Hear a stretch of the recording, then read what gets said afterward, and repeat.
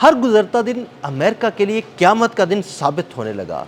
Iran ने अपने ताज़ा तरीन हमले में सऊदी अरब की एयर बेस पर खड़े 5 अमरीकी तैयारों को तबाह कर डाला। ताज़ा तरीन सूरत हाल के बारे में आमिर रज़ा से बात करते हैं। आमिर भाई, एक खौफनाक हमला किया है ईरान ने सऊदी अरब की एक एयर बेस पर, जहाँ पर अमेरिका के 5 रीफ्यूलिंग तैयारे खड़े थे, उनको तबाह कर दिया। अच्छा, पहली बात है, ये तो खबर आ गई कि 5 उसके रीफ्यूलिंग है। उसको कंफर्म जो है वॉल स्ट्रीट जर्नल कर रहा है, हम नहीं कर रहे भाई। वॉल स्ट्रीट जर्नल कर रहा है, लेकिन नुकसान इससे ज़्यादा है। जो सैटेलाइट इमेजेस जो हैं वो बताते हैं कि इस एयर बेस पर, अल सुल्तान एयर बेस है जी, सऊदी अरब की, जिस पर यह हमला किया गया है।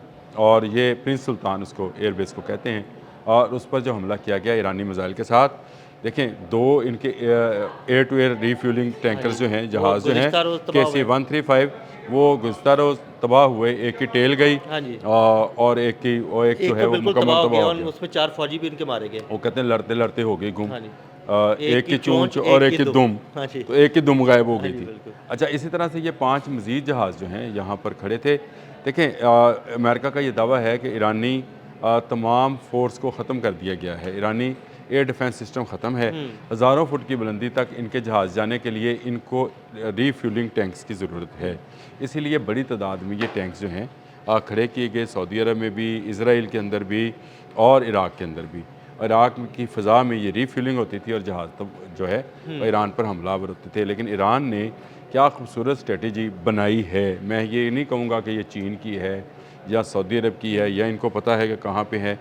कल इनके 2 जहाज़ जो हैं तबाह हुए और ये सी भी नहीं कर, वो सी जिस तरह लफ्ज़ होता है ना कि सी भी नहीं कर सके।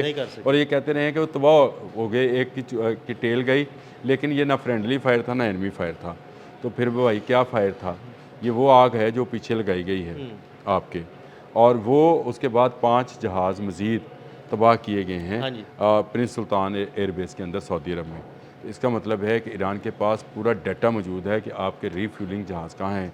अगर ये नहीं होंगे तो आपका कोई जहाज़ जो है ईरान पर हमलावर नहीं हो सकेगा। देखें, इनको तबाह करने का मकसद ये है कि चले आप 50,000 फुट की बुलंदी पर हैं और ईरान के पास वैसे एयर जो सिस्टम्स हैं वो रशियन सिस्टम्स हैं, शायद उस तक ना हो, क्योंकि S-300 के तक का उनका सिस्टम है।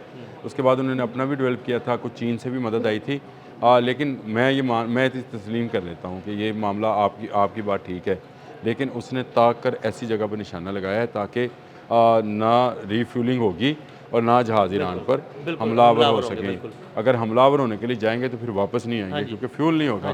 तो उसने ताक का निशाना लगाया और जहाज़ तबाह कर दिए। लेकिन मेरी इतलात ये हैं कि इस एयरबेस के ऊपर इससे ज़्यादा नुकसान हुआ है, जिसकी तफसीलात बातें सामने आ रही हैं ना। देखिए, 5 की तो राइटर्स ने स्टोरी दे दी, वॉल स्ट्रीट जर्नल ने स्टोरी दे दी, इंडिया टुडे ने स्टोरी दे दी, अल जज़ीरा ने भी स्टोरी दे दी। 5 की स्टोरी जो है ये तो अब कोई रहा नहीं। एक दिन में इसका मतलब ये हुआ कि इनके 7 रीफ्यूलिंग जहाज़ जो हैं तबाह हुए हैं। हमें 2 का पता था, कि 5 मज़ीद अभी हैं जो तबाह हुए हैं, लेकिन जहाज़ इससे ज़्यादा हैं। अगर आप 3 वो F-15 भी शामिल कर लें तो इस वक्त तक अरबों खरबों, एक जहाज़ जो है ये रीफ्यूलिंग वाला जहाज़, मैं सिर्फ इसकी कीमत आपको बताता हूँ, ये तकरीबन इनको $140 मिलियन का पड़ता है एक जहाज़।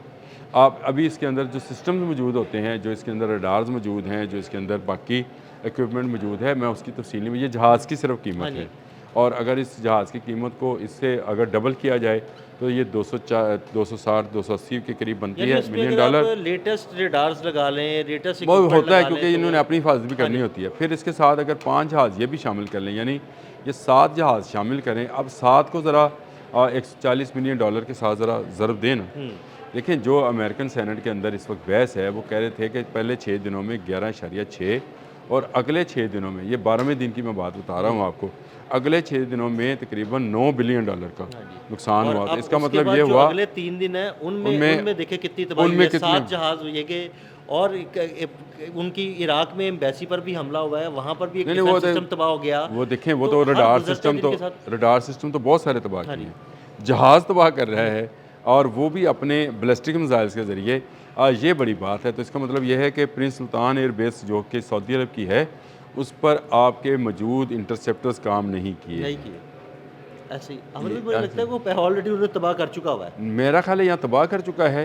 यहाँ ये हैक होते हैं, या हैक होते हैं। हाँ बिल्कुल, ये भी एक पॉइंट है कि अगर ये नहीं चल पाते हैं और इनके सायरन, इसराइल में सायरन नहीं चले, उन्होंने कहा, साफ़ी ने रिपोर्ट किया, फ्रेंच साफ़ी है, उसने कहा कि सायरन चला नहीं और इसके बावजूद हमला हो गया, तो इसका मतलब यह है कि उन सेंसर्स को किसी जगह पे ब्लॉक किया गया था।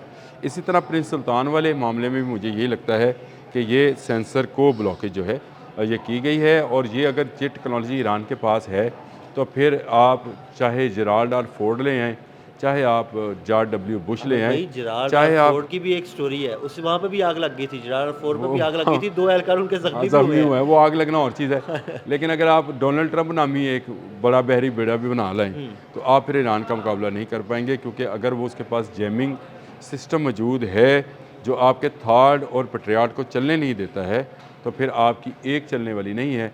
आपको खलीज से मुंह काला कराकर इसी धुएं में जो आप आग लगाने आए थे, उसी आग के धुएं में आपका मुंह काला होगा और आपको घुमाया जाएगा पूरी दुनिया काला में। होगा नहीं, काला हो चुका है, हो चुका है, घुमाया भी जा रहा है, आप और ये कह लें, वो निकलना भी चाहते हैं अब खलीज से। अमेरिका अब तो आप चाहता है कि हमें किसी तरह यहाँ से नहीं, वो रेस्क्यू मिलना नहीं है, ईरान से उसको रेस्क्यू नहीं मिलना। जब तक मसूद पेज़ेश्कियान का मैंने कल आपको बताया था कि ट्वीट किया उसने कि हम आपको, भाई ये 3 शराइत हैं, इन 3 शराइत मानने आप और फिर आपकी जान छोड़ी जाएगी।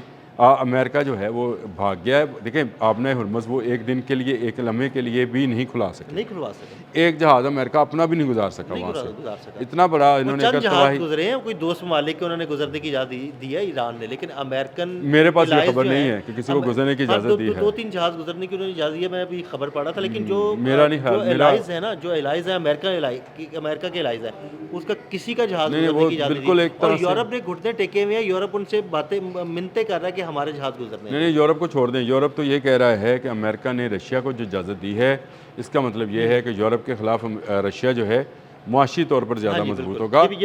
देखें, रशियन तेल बिकेगा, आपने हुर्मुज़ से गुजरेगा नहीं, तो फिर ये मामला जो है ये मज़ीद ख़तरनाक होता चला जाएगा।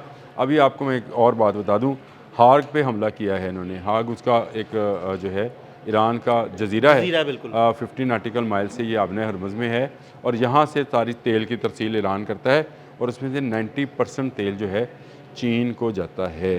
तो आप ये बात ज़हन में रखिएगा। ईरान पर हमला नहीं, चीन पर हमला है। अब आप इसको समझ गए हैं। तो मैं आपसे जो बात कह रहा हूँ कि किसी को वहाँ से गुजरने की अगर इजाज़त नहीं है, अगर ईरान का तेल नहीं गुजरेगा तो फिर किसी का भी नहीं गुजरेगा। भाई बंद है। इसीलिए आज इस वक्त, जिस वक्त मैं आपसे बात कर रहा हूँ, ब्रेंट में 3% और जो अमरीकी आयल है उसके अंदर 4% इजाफा देखा जा रहा है।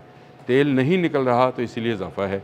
और वो जो पासदारान इनकलाब के अली लाल रिजानी ने कहा था कि 1 लीटर पेट्रोल भी गुजरने नहीं देंगे, वो नहीं गुजरने देंगे, किसी का वहाँ से कोई जो है तेल बरदार जहाज़ गुजर नहीं सकते। बहुत शुक्रिया आमिर भाई जी, बिल्कुल ताज़ा तरीन सूरत हाल से आपको आगाह किया गया। मज़ीद ख़बरें और ताज़ा तरीन अपडेट्स जानने के लिए हमें फॉलो करते रहें। अदील अहमद और आमिर रज़ा को इजाज़त दीजिएगा। अल्लाह हाफ़िज़।